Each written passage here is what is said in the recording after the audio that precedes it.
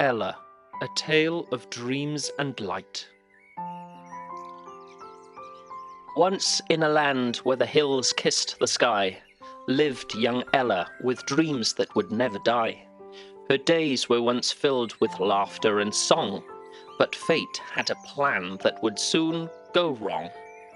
When her mother passed, sadness took root, and her father, in grief, sought love to reboot.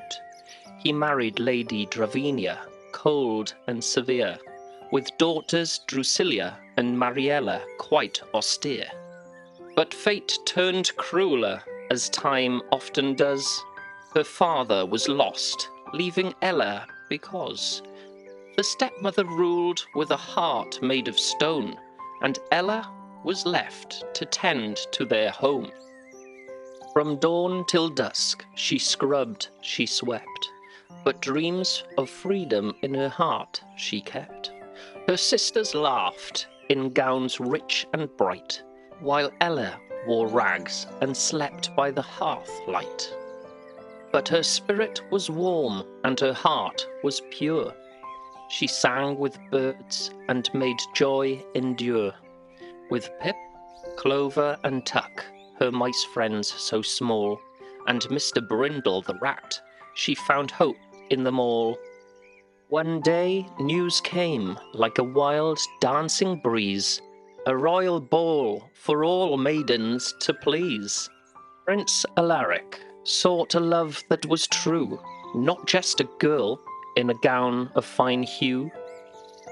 Dravinia schemed, dressing her daughters so grand, while Ella was left with a broom in her hand.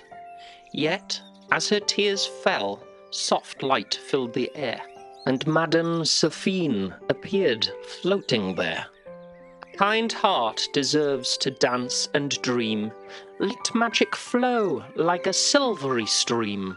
With a flick of her wand, rags turned to blue, a gown fit for starlight, slippers like dew.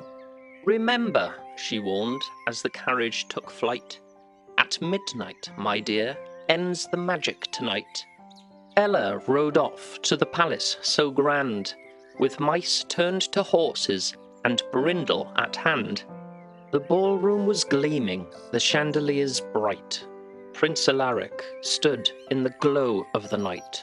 When Ella stepped in, all eyes turned her way, and the prince knew at once she would light up his day. They danced and they laughed, lost in the song, but the clock struck 12 before very long. Ella dashed out as the magic unwound, leaving one slipper on the staircase she found. The prince vowed to find her, the girl who was kind, not just for beauty, but for the light in her mind. He travelled the kingdom, the slipper in hand, till at last he arrived at the edge of the land. Drusilla and Mariella fought for the shoe, but their feet were too large and their hearts just as blue.